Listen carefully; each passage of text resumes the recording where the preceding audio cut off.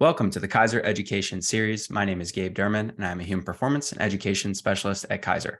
Today's discussion focuses on the considerations when working with individuals in the tactical space. Tactical includes populations that are involved in military, firefighting, and law enforcement. We are fortunate to sit down with two individuals that have an incredible experience and knowledge in performance, and especially in tactical performance. First panelist is Scot Morrison. Scot is a board-certified physical therapist with a strong career in sports medicine and science. Scot currently works as a contract sports med provider within the U.S. Special Operations Command's POTFF program. He also consults for a variety of teams and individuals through his company, Physiopraxis. Previous roles include a similar position with the AFSOC, Director of Sports Medicine for the MLS Professional Referee Organization, and running a sports medicine practice in Portland.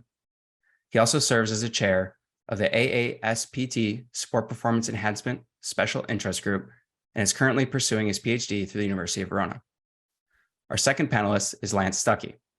Lance has been in the field for over 20 years, training elite athletes across numerous professional industries. He began as a performance intern with the Carolina Panthers and followed that experience with a full-time coaching position at the University of Maine. In 2010, Lance transitioned industries, applying his diverse skills and experiences to train elite athletes across the military. For more than 9 years, he worked with soldiers in the 3rd Special Forces Group at Fort Bragg, North Carolina, working with both healthy and wounded soldiers who would rapidly deploy to missions across the globe. Currently, he works with the Air Force Special Operations Command Unit, collaborating with the Performance Optimization Team to develop an intense and blanketed care program for elite Air Force operators. Welcome, Scot and Lance. Thank you both for joining tonight. Scot, how are you doing? Doing well. Thanks for having us. Appreciate it. And Lance, what's new in your world? Just looking forward to talking some shop right here and, growing a little bit professionally, and hopefully others enjoy what we have to say. Right. So our plan is to talk about a number of things, and we're really excited about this conversation. And I know I just highlighted your respective journeys, and you both have extensive and diverse experiences in the world of performance. So the first question I'd like to begin with tonight, and something that I think many of our listeners would be curious to know, is why did you make the decision to transition into or getting involved with tactical military space? And Scot, I'm going to start with you, then kick it over to Lance.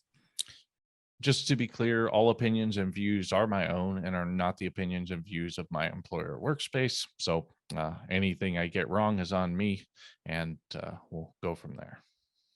Yeah, it's a interesting space, and I like interesting opportunities is a huge part of it.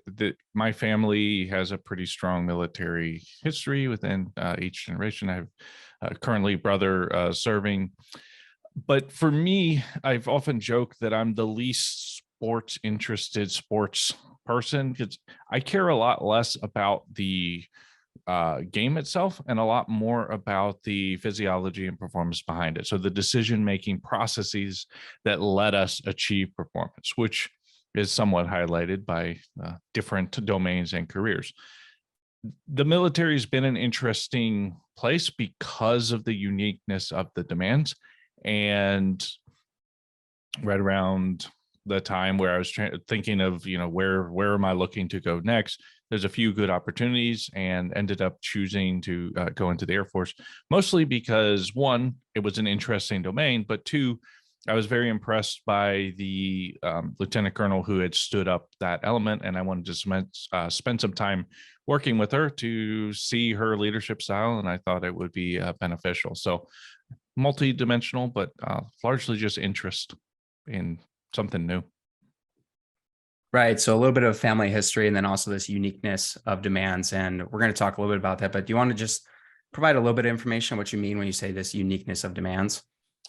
Yeah, I think we talked a little bit about this previously in our private conversation, and I think we'll go into it more later. But the big element for me is the right and left tails of potential outcomes are much fatter in the military than they are in just about any other domain, largely because there is no oversight, right? Every sport has a board that decides things. If you do a rule change, there's a whole process for it. So it's not that there aren't plenty of uncertainties within the demands of sport, but it's different when the goal of sport is a fair playing field, let the best man win, and military is, fairness is not really necessarily what we're looking for in a firefighter department. You're not going in. The goal is not fairness. The goal is to execute incredibly well and be as dominant as you can be within that. So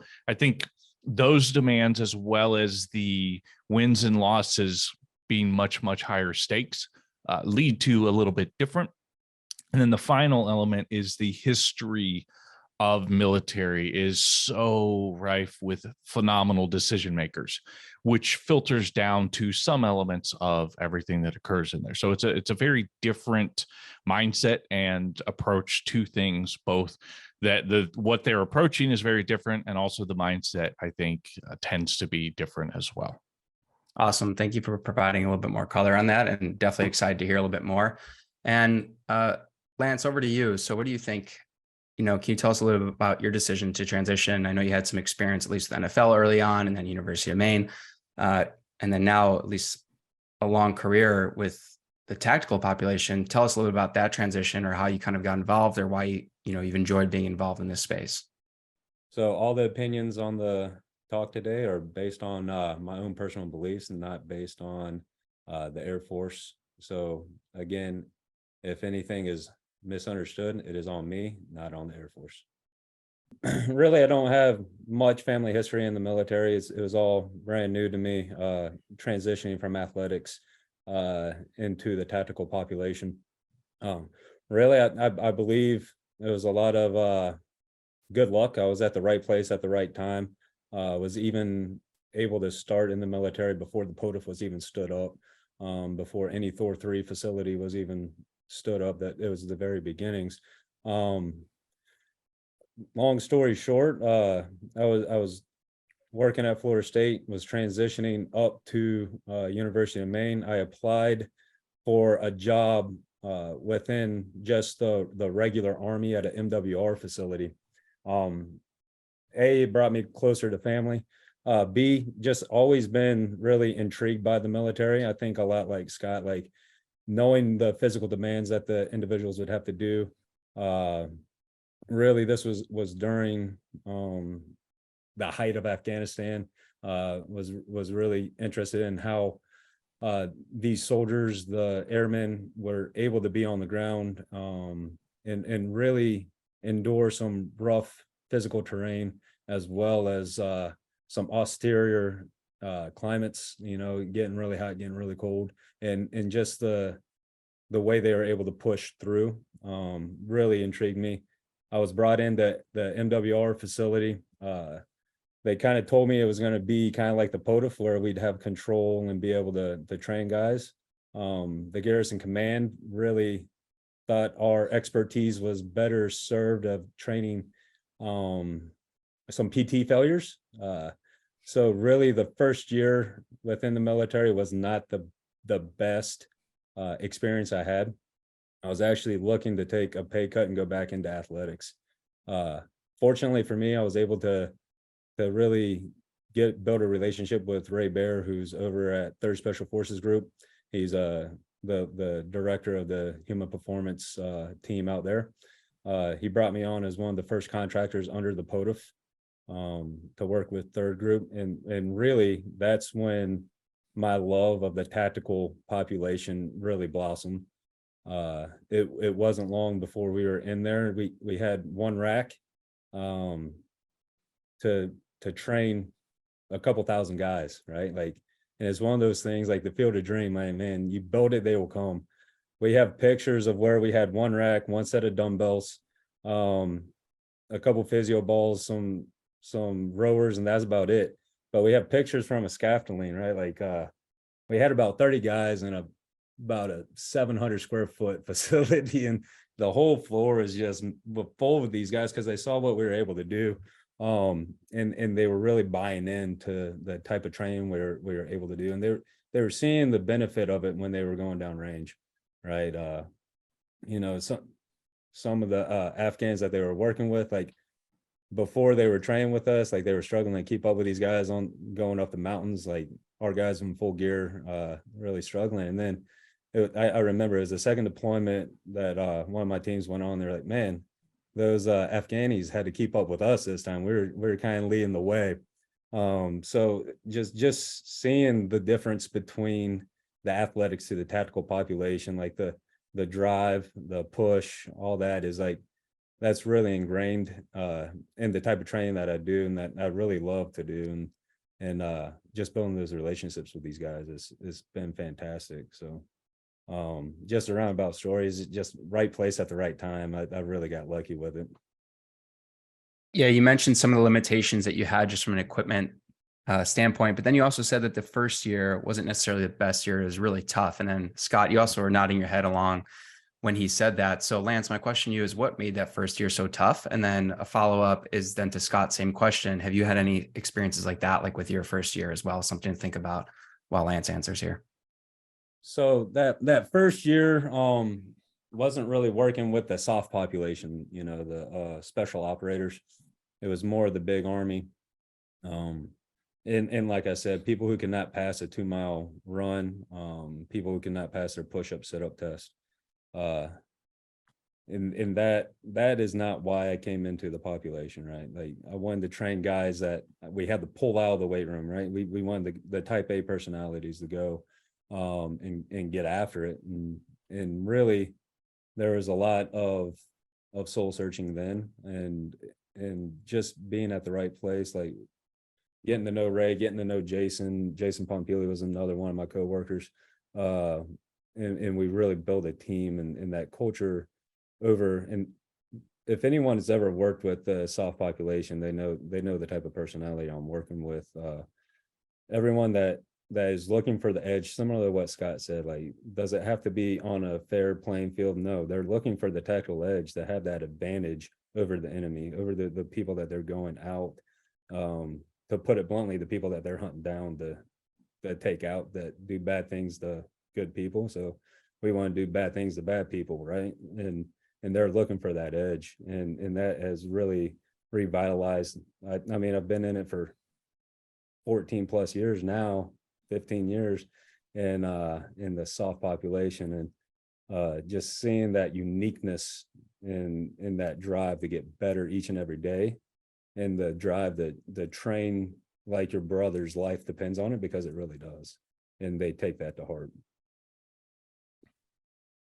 Yeah. Well, So thank you for that. To answer your question, no, personally, not really, because I've been fortunate and places I've located, but the awareness of what happens there, you have to remember this is a huge organization and you are dealing with everybody within that organization potentially. So there's a lot of diversity in the role. And to Lance's point, a lot of times you come in thinking you're working with one population and then you get shuttled off to potentially another. And then there's all the logistical nightmares that tend to happen and come. And there's just a lot of growth stuff. So I think Lance would probably attribute some of the similarities at that point to some of the newer initiatives that have been rolling out over the last few years of good ideas that maybe aren't always timing of the resources and the idea and the individuals isn't always on time. So you get some of these barriers and things like that. But the other biggest thing is, even in some of the special operation group, there's a mindset or a belief of this is what it's going to be like. And there seems to be a pretty hard shift after a little bit, especially in more specific domains of, oh, okay, this isn't collegiate level strength and conditioning. I have to train tactical individuals. It's not my football program copied over with a different header. It's a very different sport. And so I think that's where, and I'd be interested on your thoughts on this, Lance, but that's been the most interesting thing to me, is because to hire in, you have to have a good background. That means that you're coming in with a lot more beliefs, which means that it's a little bit harder sometimes to pivot and, you're not dealing with the same thing anymore. The demands are different, and the demands over time, again, in your career, you can see as places change, as demands change, how much does the aerobic system play into things versus where it used to, right? So that to me is sometimes the struggle as well, is trying to apply you come in beautifully equipped to deal with a problem that is not in front of you. And unless you can observe where you are and reorient yourself to that, I think that's where a lot of times I've also seen some issues. But I'm interested in your thoughts, Lance, on that. Yeah, I mean, I'll totally agree with that. That's another beautiful thing about the tactical population, right? No 2 days are the exact same. I mean, tomorrow is going to be totally different at my work than it was today.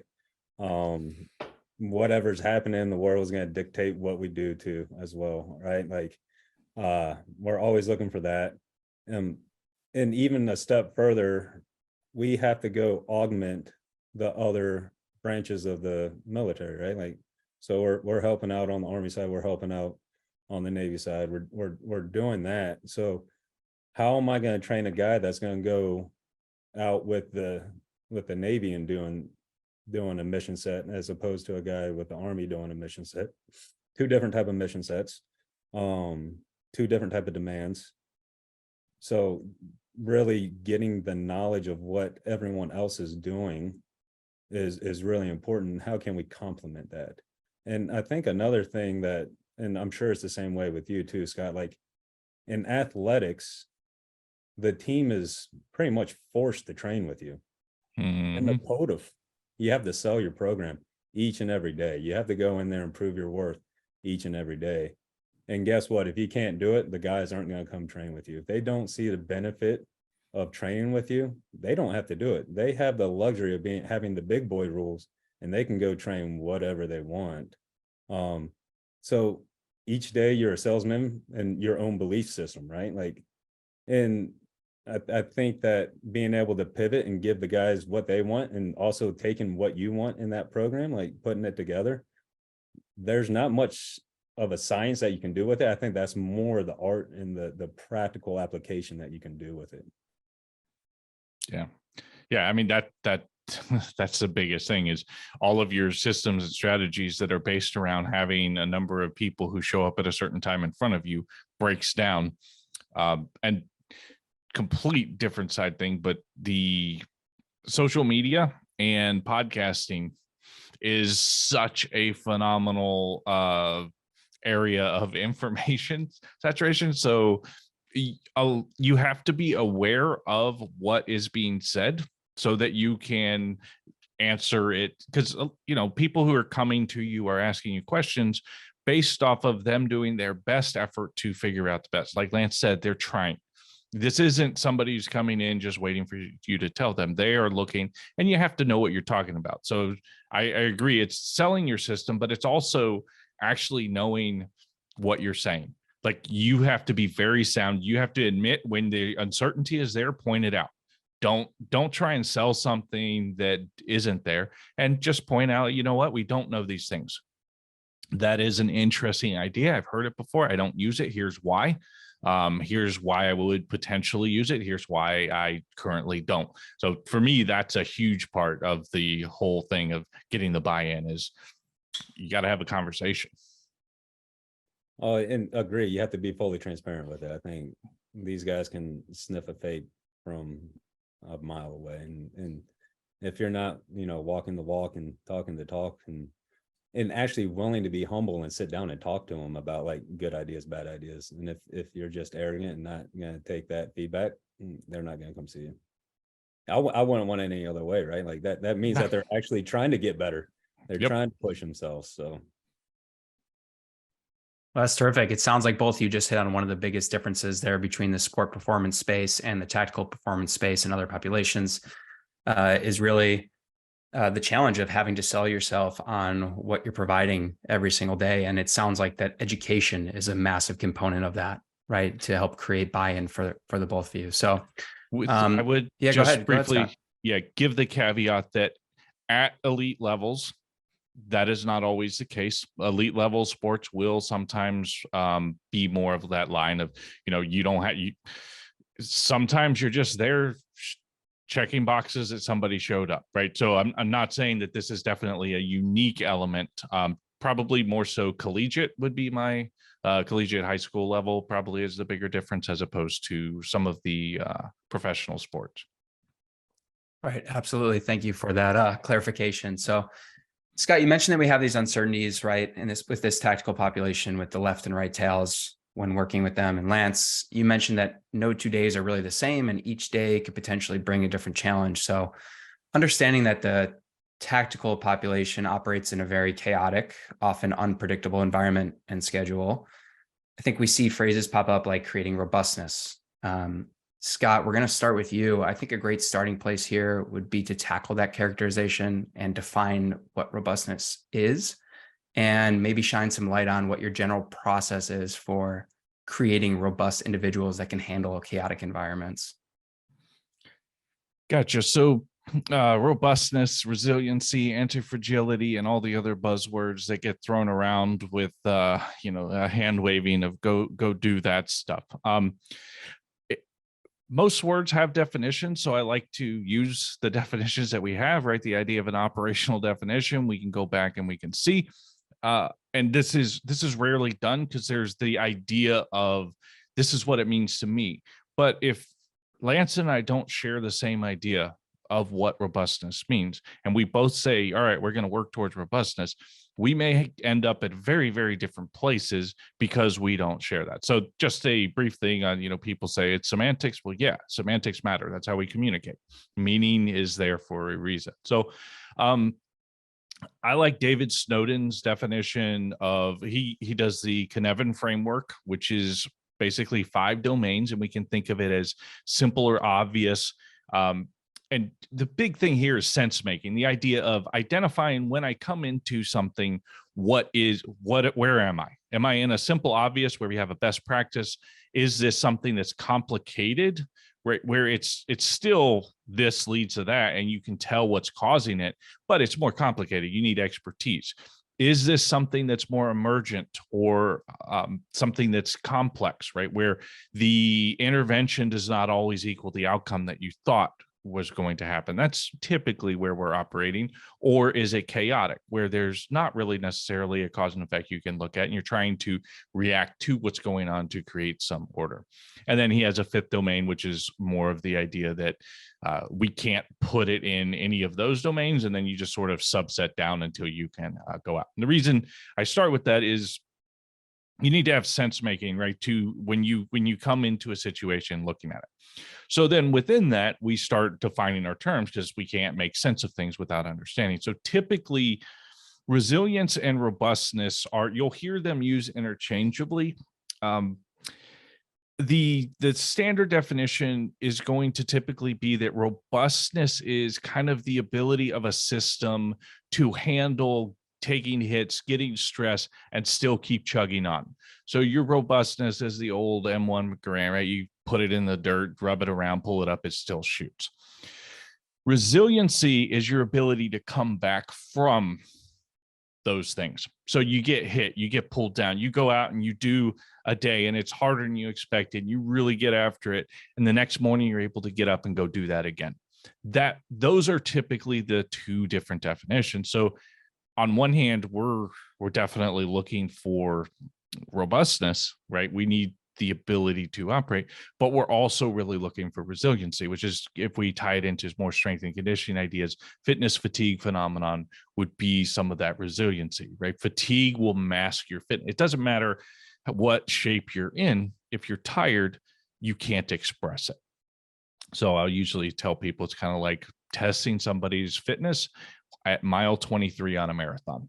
That is the fitness fatigue idea. So their readiness is low. And that's more where that resiliency idea would be. How quickly do you bounce back? Heart rate recovery would be a good example of resiliency. So there's a lot of things that we do that fit within that. And then Lance, anything to add on top of that in terms of your general process for, how you go about creating or thinking about creating robustness for these individuals? Really, I think Scott did a great job of defining it and the processes of it. really we look at how can these guys handle the different stressors. And really, if I'm looking at it through my strength coach lens, it's kind of like, just like Scott mentioned, like how do we build up that tissue to tolerate the pounding, the wear and tear that these guys are going to take. The resiliency, the same thing, like how we're recovering these guys, how are they able to repeat? We even, whoop has been a big thing in the unit. I think we're finally transitioning away from the whoop, where guys can actually see each other's strain, and the guy who had the highest strain of the day won the day. All right. So that's that fitness fatigue model that Scott just talked about. And the challenge that I started putting out, that our staff started putting out, the guys, it was like, how high can you get that strain? But how high can you get that recovery score that next morning to build that resiliency? How much are you paying in to that recovery aspect, right? Like, and the guy that can rebound the highest, it was actually the best winner of that day, right? Like to be able to come back and go just as hard and get that strain again. But also, like, we have a full team of subject matter experts around us, so we can even look at the mental aspect, of the psychological aspect, the spiritual aspect. Like we have a full-blown HPO, human performance optimization team, where we have the different pillars, which I would fall into that sports medicine pillar. We have the psychological pillar. We have the medical pillar. We also have that spiritual aspect to it as well. So I also look at it as in terms of how robust can we create that human system as a total, right? Not just like trying to vacuum seal it in the weight room and the performance metrics, but when they're back from deployment, they've been gone, how are they reintegrating with the family, how are they reintegrating with the rest of the unit. It's not rare for our guys to be gone for 300 plus days a year, and how much stress is it at home, and how can we aid in that? And I think that our team does a great job of coming together and really blanket caring around these airmen to make sure that we can give them the best resources they can to stay robust and to be resilient at the same time. Yeah, I agree 100%. Like we're dealing with humans, right? The joke is always that the surgery was a success, but the patient has passed away, right? Because we get this very focused on whatever it is that we do. And as you were talking, Lance, one of the things I thought of that is also like, we can't have this discussion without doing a needs analysis. Right? If we don't know what we're trying to do, then building resiliency for what? Right? There should always be what is the demand? What are we doing? Right? Do things change? Is this going to be something where we need a lot of movement on ground? Right? Do we need to build that aerobic system? And we need to know this in advance, because some of these things don't develop rapidly. Right? This is something you start working on well out, and so you have to have a general sense of where you're going in order to define this robustness and resiliency when it comes down to these things. Right. And Scott, thank you for that delineation between resiliency and robustness. And Lance, your commentary as well. I'm actually pretty excited to learn a little bit later about some of that psychological aspect and how all that is intertwined with your role. And we can definitely talk about that. So Scott, you already started talking about a little bit here with the needs analysis, but let's turn our attention to like the beginning of the training process and identifying for these individuals. Okay, we know they need to be robust. We know they need to be able to take a hit and keep going. So when we think about that and trying to assess where an individual is at when they first get to you, how do we find out? And what's your process like for figuring out, okay, how actually robust is this person right now for what they need to do? So I'll split this one with Lance because different domains. So we're currently, my role is predominantly looking at load management, which typically is more of our energy system type elements, right? Because that's where most of our bone stress injuries, tendinopathies, et cetera, come from, as well as sports medicine in general. So if I'm seeing someone in a sports medicine context, I'm starting from a subjective evaluation. What have you been doing? Where, there's all sorts of percentages thrown around, but the overwhelmingly most of the most meaningful things that come from an evaluation come in during the subjective, asking good questions, understanding what you're asking. Don't try and use your own terminology. Ask them how they define things and then ask for explanation. Going back to this idea that meaning matters. When somebody tells you, my neck hurts when I do this, well, what does hurt mean? Everybody has a very different definition. And I'll frequently tell the story of a guy, this was non-military, who told me it feels like I'm getting stabbed with a knife. And then he's paused and he's like, I've been stabbed 3 times. It doesn't feel anything like being stabbed with a knife. So even people who have the experience don't always associate. So there's just a lot of, for me, aligning my understanding with their narrative, right? They're telling a story forward. I'm coming on during this chapter to try and help them tell the story back to where they're going. That's a sports medicine. And so that subjective is going to define everything else for me. What happened? Where are they? Based off of that, I'll have some hypotheses of, all right, here are the different things that differential diagnosis, I'm thinking it may be X, Y, or Z. How would I rule those out? That's the other key thing. Don't test things that confirm. No tells us information. As they say, what does feeling wrong, or what does being wrong feel like? It feels just like being right. It's finding out that you're wrong that's a problem. And that is what gives us information to make a decision. So that's a big part from a sports med side. From a performance side, I'm looking at, what are the systems? So I use a variety of things. I've been using NIRS a little bit more, typically the Moxie. I do lactate testing. I'll do aerobic and anaerobic typically within those. And then we're going to also look a lot at programming from outside of a energy system perspective, but from a bone perspective. What can bone tolerate? There are rules to training from bone. There are rules to training for tendon. And just looking at how do we create a program. Most of them are coming in with the program already. How do we tweak that to ensure that you're maximizing upside and minimizing risk? So, but I think Lance would probably be the better one to answer from the rest of that. Yeah, so we actually have a hand in A&S as the guys are coming through. We're able to get the first glimpses of their physical performance. And just to put that out there, they're not hired totally on their physical performance. It's the skills and everything else that they have. We have the different attributes that we're hiring for as well. So like the command is not going to make the decision to hire the individual based on their actual just plain physical performance and recommendations from us. There's a lot of other things that go into it. So I just want to get that out there. But we're able to see what their power output is in the vertical jump and the broad jump. We're able to see the energy system development, the threshold type of training that they're doing with the 300-yard shuttle, the repeat of that. Also, we're able to see, we're testing a few guys, or quite a bit of guys at once on the 3-rep max on the trap bar deadlift. So that's the assessment, physical, we would call it like a combine type of event, right? Like if you think of any sports performance event, that hockey combine, NBA combine, that's kind of like what we do there. Now it changes a little bit once they are selected to the unit. We have everyone that comes in, we get to baseline them on 4 different tests. Eventually we'll have 5 different tests, and they're actually all the Keiser testing with the 10-rep test. So we have an upper body push, upper body pull, we have the leg press, and we have the hamstring curl with that.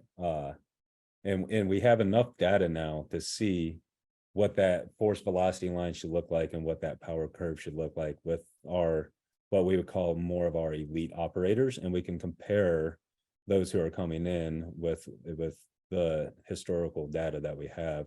Another nice thing that we can derive from that is the asymmetries between the left and right side. So we really try to stick to programming. If a guy's above that 10% asymmetry, we try to do some more unilateral strength training, and it also it'll be dictated on where they fall within that asymmetry. Do they fall on that velocity line? Is that where the asymmetry shows, or is it on that max strength line? Is that where that asymmetry shows? So that's really what's going to dictate the type of programming that we do with the individual. And you know, we can base that on the Keiser testing that we're doing, and then we can also transfer that out into the weight room with that velocity based type of training that we're doing with them as well. So really those are our 4 baseline attempts, our baseline test, and then we build in that energy system development, similar to what Scott was talking about. We use the Morpheus app on, everyone has their cell phone in the weight room. We throw on the heart rate monitor, they do their HRV recovery test in the morning, and they know where they're at. And we can, it's just simple for us to use. We can say, all right, today's your blue day, you hit that blue zone, you know, whether it's like tempo interval training, or you know, the top of the blue of the cardiac output for 10 to 20 minutes. And then we have the green to where they're doing some more like high-end threshold training with the energy system development. And then we have our overreaching zone with the reds. So that's how we manage our load on our end. And we're trying to get it to where we have that actually, we're trying to standard issue everyone a heart rate monitor when they come into the unit as well, so that they can do it on the road. Right now, we only have the heart rate monitors in the weight room. But the beautiful thing about the Morpheus app is if it's a Bluetooth heart rate monitor, they can connect to the Morpheus app for free. It's a free app and they can get on it. And it just makes things really simple. So those are our baseline attempts, and that's also how we control the load for the energy system development as well. Right, Lance, I have a follow-up to some of the profiling that you're doing. So outside of the asymmetries, let's say, you know, you're below that 10% between each leg, each arm, whatever you're testing for. Have you been able to find, with all the people you've run through tests, have you been able to find kind of like, hey, this is what an ideal individual looks like for our unit? Is that dependent on what the tasks are for that individual that they're going to have to perform? How do you go about that? Right. I think there's a lot that is task dependent. Obviously, if a guy is going to be in a situation where he's going to have to be under a ruck for a longer period of time and filling for a longer time than what, you know, your typical power operator would be doing, that's going to be different. But we kind of can group what our elite level guys are at and see what that velocity is. And on that leg press, that's where we have the most data. We've been collecting the leg press data for 4 years now. And we can see that if a guy is averaging on that velocity zone above 2.2 meters per second on the first few reps, guys are typically more inclined to be a better physical shape than other guys when it comes to doing the different requirements, tasks that are needed. Another thing, and I'm sure Scott feels the same way. If he does, I'm sure he'll let me know, but our guys are they're carrying rucks, they're carrying weapons, they're carrying 50 to 100 plus pounds. So what type of profile does that exhibit? I mean, our guys are going to be more force producers than anything else. And really, I think the military and SOF in general just tends to be more driven towards the force end of the spectrum, because guys always want to see how strong they can get and how much weight they can put on the bar. Going through the pipeline, it's rucks after rucks, you know, run after run. And it's really until they get up to more of the specialty units where they can kind of start seeing what the different rate coding, you know, can get to, and then being a more holistic athlete. I would consider them more the elite level athletes, like more into the professionals than the high school or the collegiate athletes. Yeah, couldn't agree more with there's the belief, and then there's again, going back to the needs analysis. What are the needs? You need an engine that can continually produce submaximal level forces over time. And one of the big things is it's not frequent that you are operating at maximal capacity, but it is frequent that you are repeatedly operating at decent levels for long periods of time while still having to execute skill without any detriment and make decisions in high stress environments. So I usually look at it as we're trying to build a physiological platform that has the ability to handle whatever is being thrown at it, right? So there's the term of, are we allowed to curse on here? The FU strength idea, right? Well, they'll talk about FU money.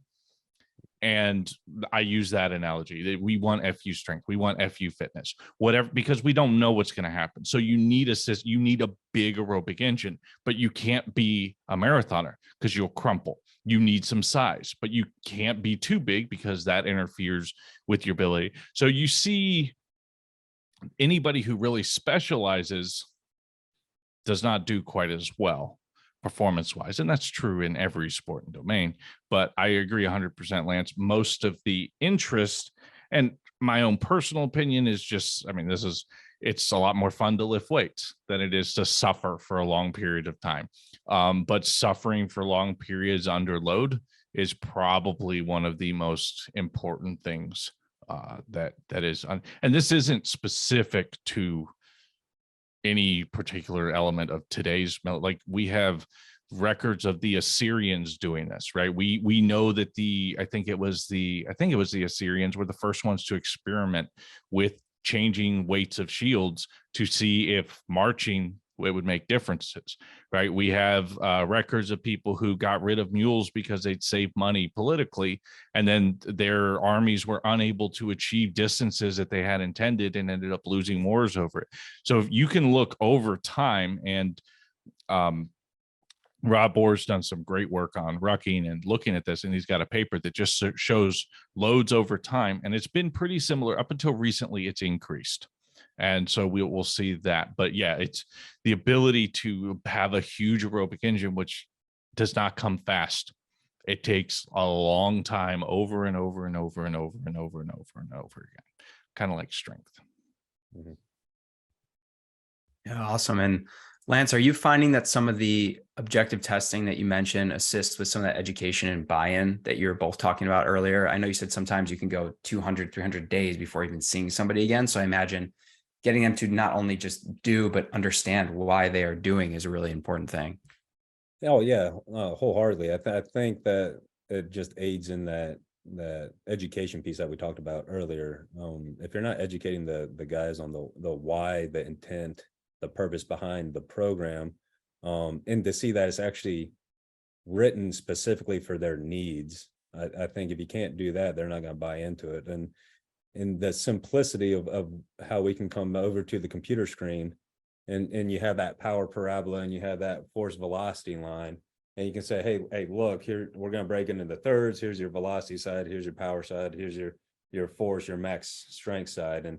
And where does all your reps fall in line with in terms of velocity? Most of the time, the guys are on that furthest to the right of that strength aspect, which is required, right? Like, I mean, just, and Scott spoke on that too. We have to have those force producers to be able to do it. And really, to me, if they're here for an extended period of time for more than, one or two phases, like the low hanging fruit on that is like, they're all super strong. They don't have to be strong. Like, how strong is strong enough, right? If I have a guy deadlifting 600 pounds, I don't think he's going to have to do that out in the field ever. Hopefully he doesn't have to, right?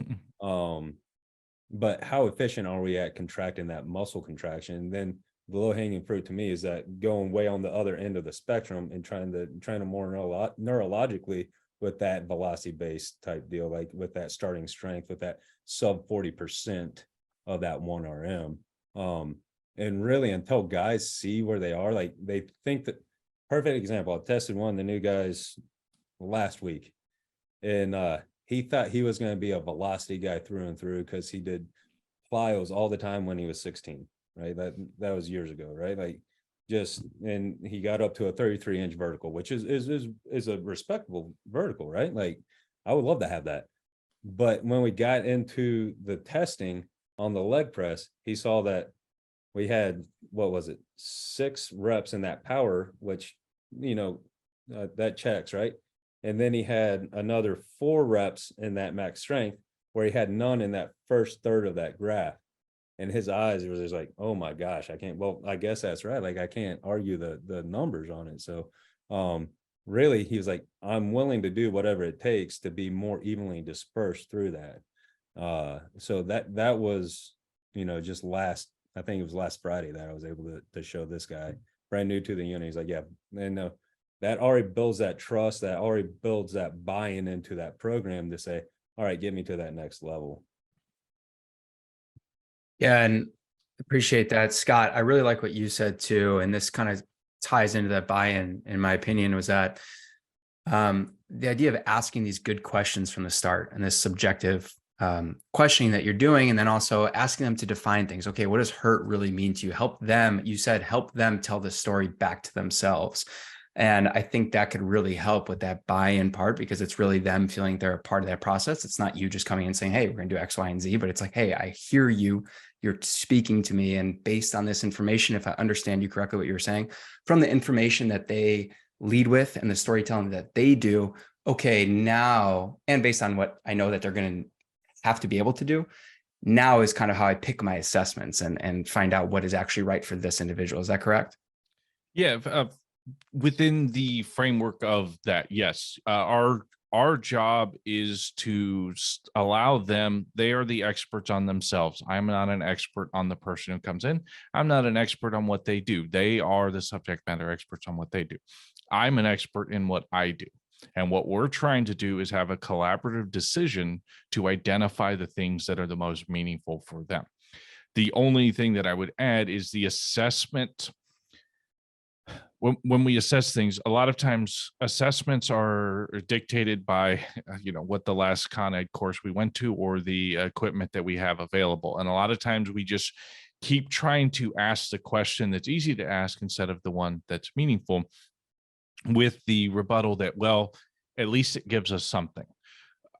Going back to our framework, having something that we believe tells us relevance to the situation, but when it does not actually tell us that, that is more damaging than just acknowledging we don't know this and then proceeding as if we don't know. So I would say validity, reliability are two things that you'll say, oh, this is valid and reliable. Like it's, you get the package of validity and reliability, you sprinkle it on the device.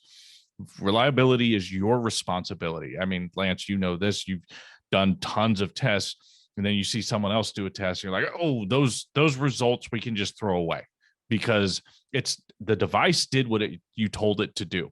You're the one in charge of that process. That's where reliability comes from. Validity comes from our interpretation of that number. And we can reliably, or we can interpret it in a valid manner, and we can also interpret it in an invalid manner. So under the test with the test, that number that we get, we have to know what that means and what it's telling us. So yes, we have to identify. So the tests that we decide for that individual are pulled from the test that we understand that we can get reliable, consistent efforts. And then validity really comes down to that decision-making of what tests I'm going to use. That is the validation. That's the process of using tests in a valid manner, because I know what they're trying to do. I know what this is measuring, and I understand how that anchors on to the other. And so then I can make a decision based off of that. Otherwise, you get people doing, we won't name the movement screens, but various options have been thrown around, which is, it doesn't matter. Oh, it only takes X number of minutes. Yeah, but if you're working with a group of people, that's a lot of time. And I need that data to be meaningful, not ritual. Yeah, I love that. Thank you, Scott. A lot of great little nuggets in there, and I appreciate that. So ultimately the data that you collect from these assessments, are pieces of information that have to be inputted into a system to help guide decision making. Scott, I know you have quite an interest on data-informed decision-making. I know this is an area that you really like. Can you speak on the importance of having frameworks? I know you just mentioned framework a second ago. The importance of having frameworks and models. Yeah, so I really like John Boyd a lot.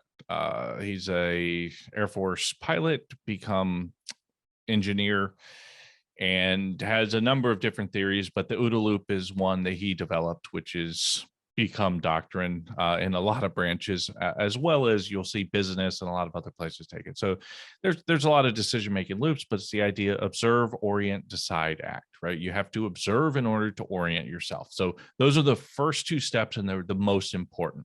If we think of it in a sport context, think of Newell's model of perception action coupling. You have to move in order to perceive. You have to perceive in order to move. So OODA loop is the idea: we're observing and we're orienting.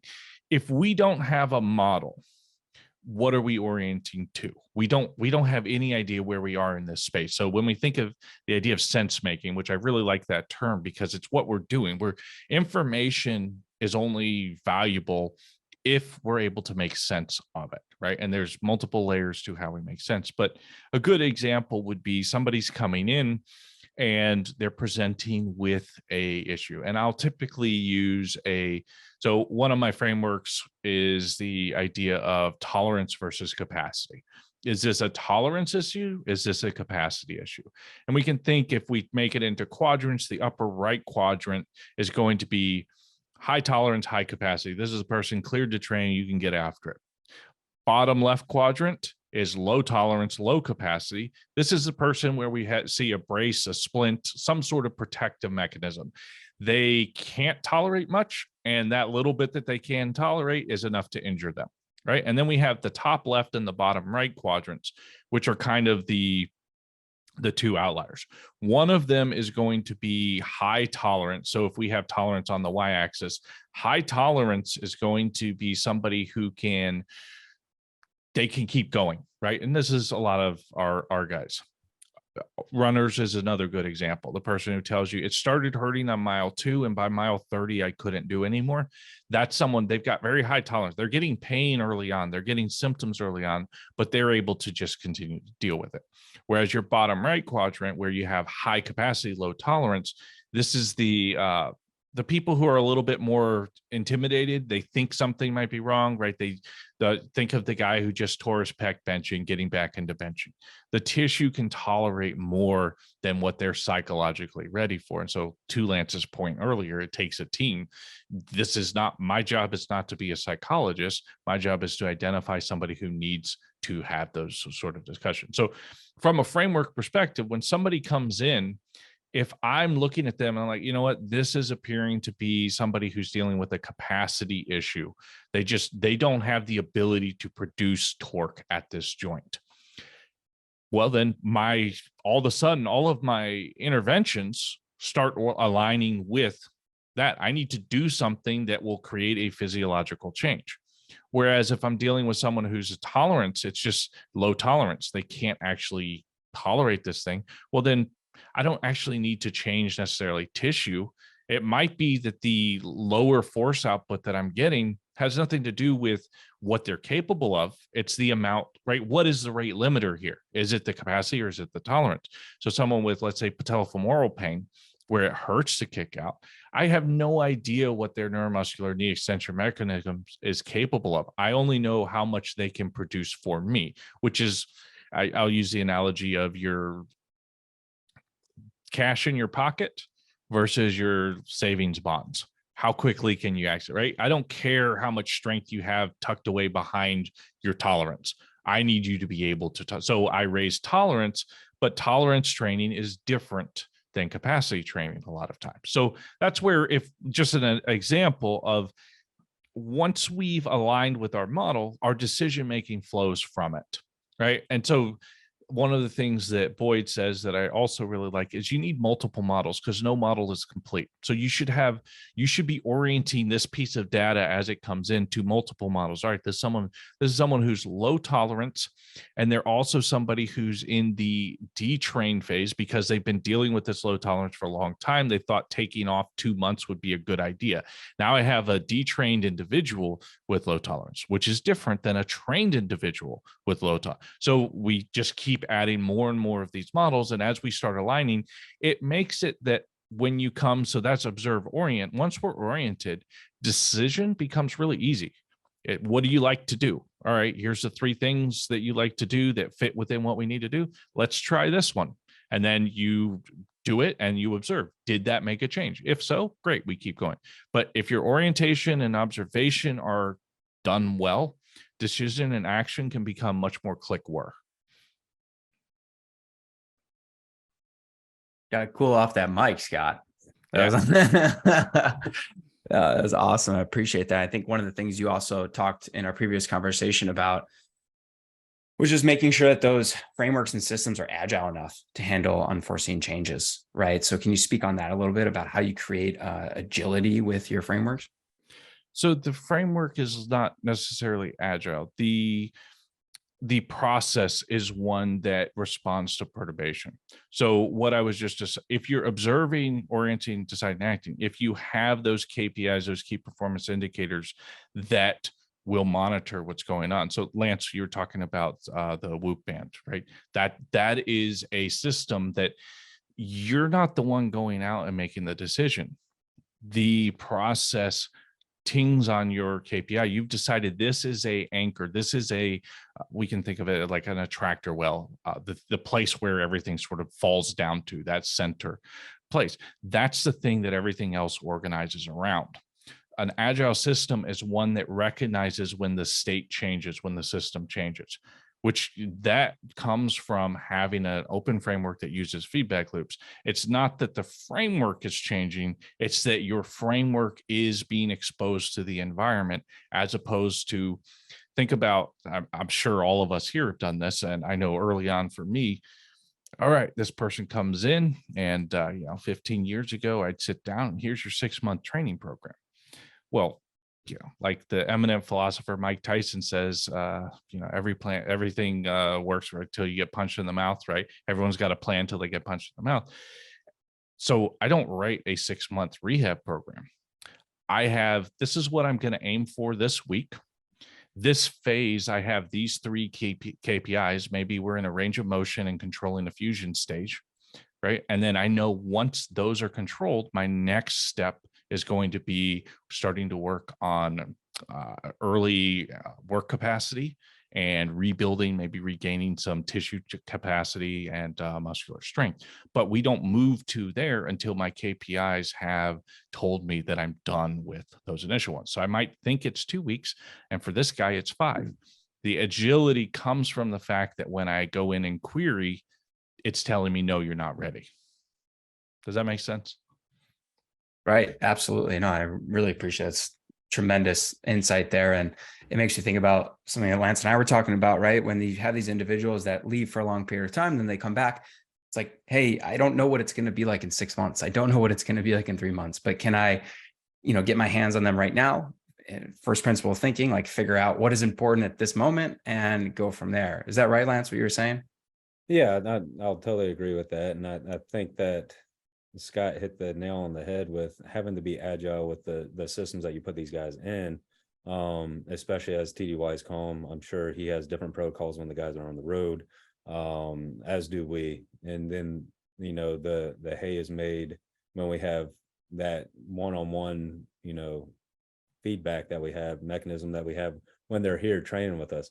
And I'll even take it a step further. If I have a scheduled lift with a guy for the day and we're not able to achieve that, we're gonna modify that on the fly and be able to achieve that physical trait that we're trying to elicit for that day, for that block, whatever it is.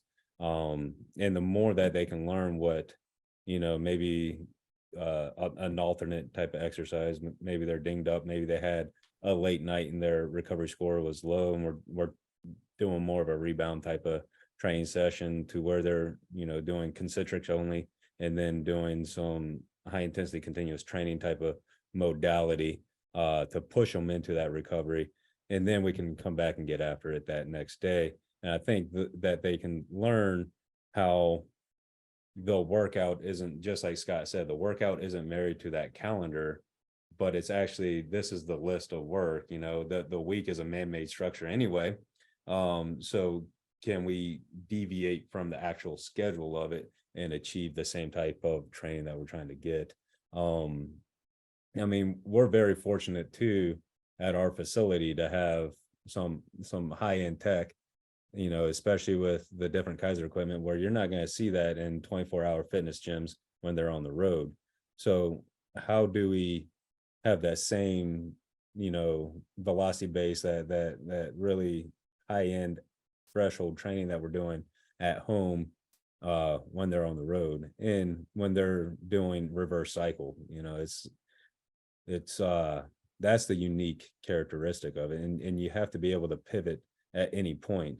And I think that it's just as true on on training them physiologically when they're healthy, as it is even more so probably when they're injured, because when they're injured, their place of duty is to get healthy.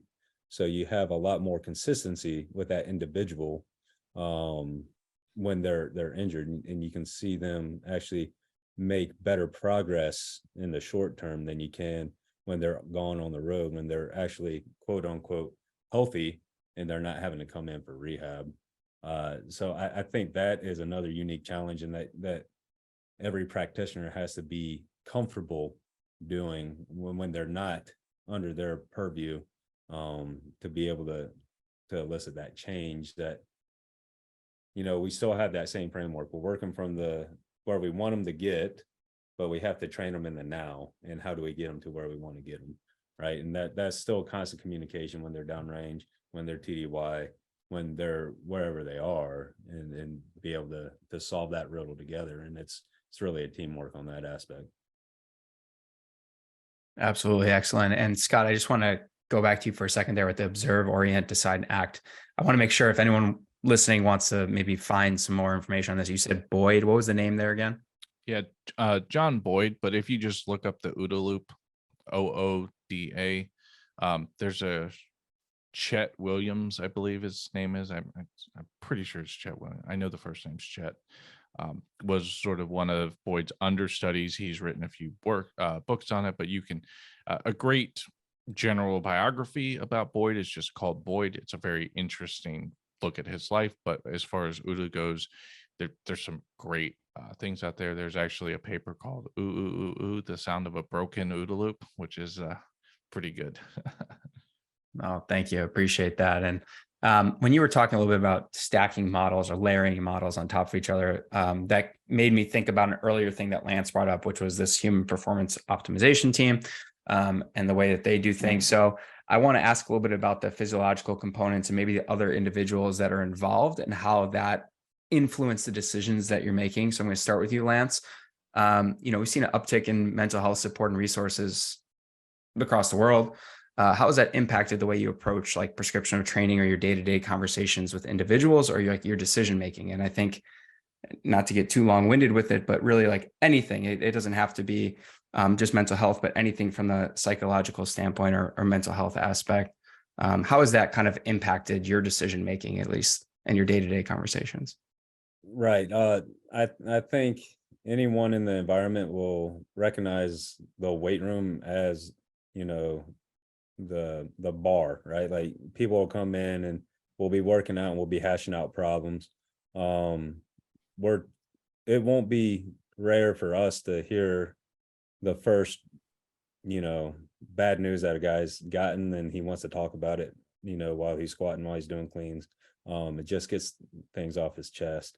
We're in a unique situation, and I think that professional athletics is really trying to build the human performance optimization team as well, where they have mental health providers in every weight room, or at least in the facilities. I don't know if they'd be in the weight room or not. But we're fortunate enough to have a sports psych, cognitive performance enhancement specialist, as well as, social workers on our staff. And if we sense that there's a problem, and we have the trust with the individual, we can go ahead and go point to point with the provider on the mental health side of the house. And then if we don't feel like we have that trust of the individual to kind of tell them to tell their side of the story to the mental health expert, we will nudge them to get help from the psych pillar themselves. In terms of changing up how I do things, I don't think it's really changed much, right? Like, I think at the end of the day, and Scott alluded to this earlier, that we're dealing with human beings, and we all have to build relationships, right? And if you have those relationship driven goals in mind, the guy's going to work harder for you. He's going to do exactly what you tell him to do. You'll see better benefits out of that.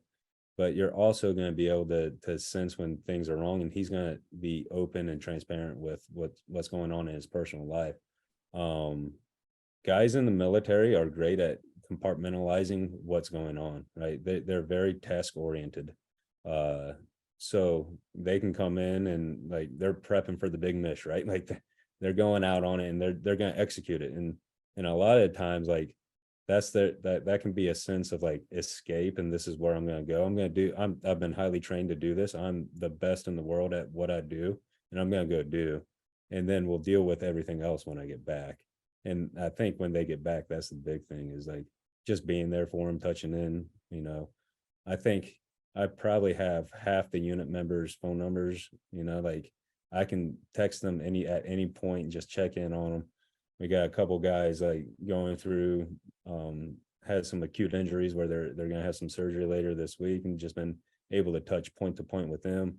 One guy has never had surgery before, so he's a little apprehensive about that, right? And so we're getting back to that aspect, and just encouraging them to go along, touching. And unfortunately, divorce is not uncommon within the military, especially given the strains of the workspace environment. As much as the guys have to be gone, it takes a special spouse to be able to support the individuals that we deal with. And if we can actually talk to guys and get to know them and just show that you care, I think that's the biggest part. And really just being able to bring in everyone around the HPO team to talk about an individual. It's we have a week when they get back. We always call it a reset week. It's basically a re-baseline week, right? Like we're able to go off compound. We're able to do we'll do our physical test on compound, and then they actually get an hour to sit down with every provider. And that's really the biggest check-in that we can do with these guys. It's off compound for a reason. They're not getting pulled towards work. They can focus on themselves and what needs to happen with that. And that's where they get to see the chaplain. They get to see the psych that's aligned with them. They get to see sports med and go over the medical history of why they were actually deployed. And then we can sit down and talk about each individual, so we know what type of care that we can provide for that individual. No doubt. Appreciate that, Lance. Thanks for being candid in that and bringing up some very real things that people are experiencing with that population. And Scott, can you speak to your environment maybe, and some of the cohesion between disciplines, and maybe how those models are layered on top of each other? Like, right, like I know in this model, this is saying this is the best thing, but at the end of the day, it is a human being. So how do we help, how do we get maybe another model that's layered on top of that to, what's the right decision, I guess, or maybe speak on that, and how those models are connected? Yeah, I think if I'm understanding the question correctly, it's less of a specific to my domain, and it's more how teams work, right? This is what a team effort is. Right. Regardless of what you're doing, where you're at, it's the idea of having a group of people who are experts in their domain, who are also willing to acknowledge that their domain is not the complete perfect. And you have teammates, right, where you sit down and you bounce ideas off each other. You should there's nothing worse than walls between these groups, because we're all incomplete, right? We're dealing, like you said, like Lance has pointed out, we're dealing with a human, and a human is a complex system, right? We looking at our domains, this is not something that's easily solved. There's not a process for here's how we deal with it. And these things tend to scale. So the same idea of the process of decision making at a larger level, if we look at some of the, let's say, business, from a business side, the agile framework of decision making, right? Making good decisions rapidly to changing environment or changing situations, and having the trust of those around you that I know my dietitian will solve this problem. Sure, I have spent time doing dietary stuff over my career, but I'm not trying to be the dietitian here. I've got someone for that. I don't try and be the psychologist. I got someone. So that's, I think, the idea is, did we cover the boxes of the domains that are important, and are we all communicating? And this is really, the second big part is no, there's an argument that you can never get rid of silos, and you'll waste a lot of time and effort doing so. So the best approach is to build walkways between them, right? So I like that idea, because you kind of do stay in what you do, but you do need to also communicate. And that communication, I think, becomes the key thing. We tend as humans to be a lot more confident in our ability than what we actually are. We always overestimate what we're able to do. So this is where standardizing things like a weekly rounds meeting, where you all sit down and you have a discussion, and it's just, that's what you do. And there's people that fall through the cracks if you just think, okay, we'll just go do that. So having these systems in place that teams tend to function and do better, in my experience, by having a leader that lets everybody do their thing, but also leads, as opposed to one that doesn't. If you're in a domain where nobody can make a decision, there's no forward progress made. If you're in a place where everybody makes decisions, and then there's also no, as everybody's pulling in different directions. But if you have a team that's cohesive, that's all pulling in the same direction, has trust in the person who is leading, and the person who is leading has trust in them, it's amazing what a good team can do. And it's amazing how quickly that can break when the team stops being good. Yeah, I'll totally agree with that. I think that, I just hit on it a little bit with that reset week. That's our big time to come together as a team, and we can talk at the end of the day and say, this is what I saw, this is what I saw, this is what I saw, this is what we're doing. And we're blessed to have a great team here, that everyone's humble. Everyone knows that, like, yeah, I'm going to look at a lens of a strength coach. Like, I'm a knuckle dragger through and through. And I am not going to sit down and try to say I'm going to solve someone's psychological issue. That's well above my pay grade, and I won't even try that. But I think at the end of the day, just like Scott said, I think it's that communication aspect. I think that's having each other's back. I think that's having an echo chamber of why we're doing things. This is what we're doing. This is why we're doing it. And I can think clearly, like, I share an office with a dietitian. I share an office with 3 physical therapists, 2 athletic trainers, and a sports med doc, right? Like, and two other strength and conditioning coaches.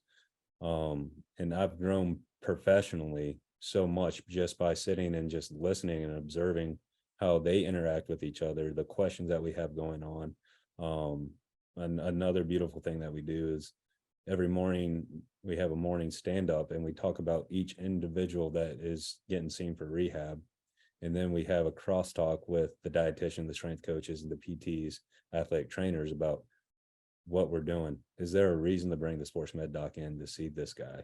I think, I'll totally echo what Scott said. I think the sum is always larger than the parts when you have that good, humble, cohesive team. And unfortunately, I've seen it on the other end, where you're just banging your head against the wall. Like, what are we doing here, guys? Like, we have great subject matter experts, but we're not coming together and being able to provide the best service for these individuals. Yeah, something Rob Panarello, who's now with the Panthers, but just an absolute legend in both PT and strength and conditioning. We were talking a little bit about teams, and I really liked his point of, I'm never looking to hire the best person. I'm looking to hire a great person who's best for this team, and that, I think, that nails it. We had 2 people on from the MBA, both directors of performance, in one of our earlier Keiser Education Series, and the talk was related to building organizing high performance teams. And a lot of the same, there's a lot of parallels between what you both just said and what they said. A big theme was discuss and decide, right? And Scott, you're talking a little about, and those two people were the people that are the leaders. They're tagged with making the actual decision. So for them, they're saying many voices behind closed doors. Everyone has an opinion, everyone from these different domains. There are walkways between silos, but then one voice through open doors, which I really liked, which leans into just having someone who's responsible for that decision at the end of the day and actually deciding. So I really appreciate both that. Just a couple more kind of quicker questions to finish up here. I'm curious to know if there's anything about your experiences that you were not expecting, or said another way, anything about the opportunity that you're currently in that has surprised you or differed greatly from your expectations coming in. I'm going to begin with Scott and then go to Lance. I mean, I honestly probably not, but it's because I really try and go into places without expectation, with the Right. mindset that I don't know this. I always think of Joe Dirt's the movie where he's standing there with the pipe spraying oil all over the place, and he's like, "I'm new, I don't know what to do." And like, if I come in with the mindset that I know how this is going to be, then I'm already starting off as a bad team member. And I'm already starting off with, sure, there may be things that I could step in and do day one without any, but since I think the team is more important than a one-off thing, that for me, the initial part is observation, taking in. So I can't think of oh wow, this is surprising, outside of the fact that I went in expecting things to be different. I expected not to understand. I expected to need to spend time talking to each individual, get an understanding of them. I have my frameworks. I have my understanding of being a physical therapist. I'm a good physical therapist. I'm a decent strength coach. But that does not mean that I know the setting. And so I try and come in. I've got my tool bag, guys. What are we doing? How do we do this? What is it? And so I've found most of the time surprises come for me as a sign that, you know what, you made a mistake earlier on in thinking you would know what this is like. So I don't know if that's a cop-out answer, but yeah. I appreciate it. And how about for you, Lance? Anything that Yeah, it's I guess I can kind of date it, right? Like making the transition from athletics to my first position. I think I kind of elaborated on that at the beginning of the talk here. So I was just shocked that I was actually going to be training PT failures when I was used to training, stud football players, right? Like working with the NFL, working with Florida State, being able to do that. So that was eye-opening. But they really, like, a lot of those individuals really tried hard, and they were trying to do the best they could with the little amount of resources they had. And I was just one of those resources that they're trying to leverage to get these people in shape so they weren't getting chaptered out, so the Army could still have that robust manning that the Army is known for, right? So I understand I was part of that cog. Fast forward into the third group. Again, the POTUF was, it was even before the POTUF. We had a 700 square foot training room that was right next to the arms room. So guys were cleaning weapons as we were training in there. So that was kind of a shocker to me, the facilities, the lack thereof. All right, we're going to dump all this money into this program, but we're not going to give you a facility. Yeah, funny stories. Like, we were moving equipment around one of the first days I was there, and there was an accidental discharge when someone was cleaning the weapon inside. Needless to say, the first sergeant came out, started yelling, and I had no freaking clue what was going on. Like, I had never even thought I would hear a gunshot in a weight room, but there was an accidental discharge. So facilities would be one. I think the most pleasant surprise that I've had is like how close of friends I've made along the ways, both active duty and amongst the teams. How diverse the people are active duty amongst the teams. I mean, coming from a sport, you have a lot of people that the culture is what the culture is there's not too many differences. I mean, take a hockey team on A to a hockey team to B, and there's going to be a lot of similarities there. But within the military, you're bringing in a bunch of diverse backgrounds. Actually, there's a guy that we nicknamed Uncle Jim. He's one of the chaplains.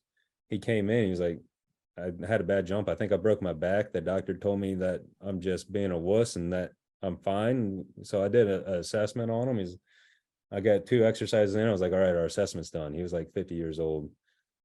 And he was like, oh man, I'm that bad. But he kept coming back and kept coming back. And we built a great relationship. This was back in 2009. And I stay in touch with him. He's retired out in Alaska. I stay in touch with him to this day. We talk weekly. Um, typically just reminisce about the days when I gave up on him during the assessment, right? Like, so that the friendships I've made there, the growth I've had professionally, just being around a bunch of diverse individuals, not just strength and conditioning, where we come from. Baseball, we got a Major League Baseball strength coach on staff. We have a collegiate level on staff. We have a strongman on staff. We have guys from the NFL, from tennis, like all this diverse background, and just bringing it into one. Again, if you look at different sports teams, you're all going to have similar thoughts because that's all you've been exposed to. So the relationships and growth professionally is I think those have been the most positive, unexpected stimuli that I've had. Awesome. Terrific. And last question I have for you here for the both of you is, what advice would you give to a practitioner that might aspire to work with the tactical populations? There's one piece of advice that you can give for somebody that's thinking about getting into it or wants to get into it. What would you recommend? What advice would you give? And I'll let either person start here, who's ever ready. Have at it, Lance. Well, I think it goes with getting into a diverse background of experience, right? Like, we have guys from private sector that are on staff here. Like, you don't have to be in the professionals. I mean, there's job requirements that you have to meet. You have to be, a certain level of education and have the certain certificates. If you're a strength and conditioning coach, you have to have, 5 years experience in at least the collegiate setting. So you have, that's a non-negotiable right there. But while you're getting that experience, get exposed to as many sports as you can. Get exposed to the combative sports, like any MMA. Like, I'm sure the UFC out at Vegas is doing internships all the time. I think that would be something that would be spectacular to have experience in. The energy system development for those guys is going to be similar to what we do with our guys. Like, they're going to have to be able to ramp up and ramp back down quite a bit while staying moving. I think just getting that diverse background there. If there's anywhere like tactically that you can get some experience, like first responders, or the SWAT team or something like that. Like, the NSCA has multiple different gigs within that in that tactical setting. I think getting that, and then just doing the research and knowing what type of individuals you're going to be working with, and is that something that you want to do? Do you want something that's going to come in and challenge you? Like, an individual will challenge you day in, day out, because they're trying to get the best for themselves, and they want to see if you can guide them to get the best, right? So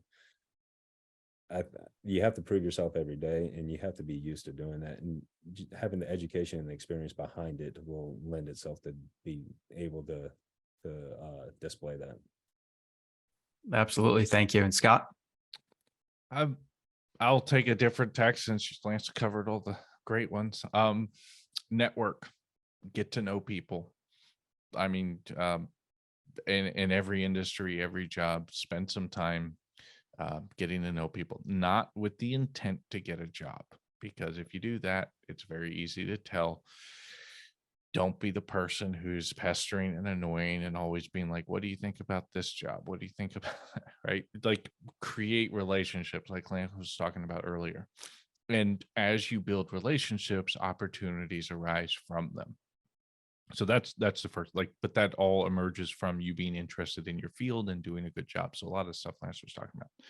The second one is determine how much it matters to you, and then open up your door. Like, does moving to Alaska, does moving to Germany, are these things that you would be willing to do? If so, do so. If you're the person who's like, well, I really wanted to work in this setting, however, I'm only willing to work at the local place, well, it might not happen quite as well. So it's not that it's a right decision, it's not that it's a wrong decision, but you need to actually understand how meaningful it is to you and how much that matters. I moved across the country 3 times over the last 10 years because I found interesting roles that were more important to me than the hassle of a move. I'm not saying that's a good idea. I'm just saying, like, it's not the sort of thing that necessarily shows up. The law of large numbers, right? The bigger the numbers are, things that happen only rarely happen on a regular basis when you have a large enough. So those would be the biggest things. It's diversify,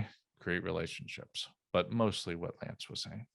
Well, awesome. Appreciate you taking a different route there. Definitely beneficial for those listening, and thank you so much. So a really big thank you to the both of you, our 2 panelists, Scot Morrison and Lance Stucky. To keep up to date with Scott, you can follow him on Instagram at physio_praxis, PRAXIS, and on Twitter at Scot Morrison. And I'm going to spell that the right way. Scott, correct me if I get it wrong, but that would be SCOTMORRSN for Twitter.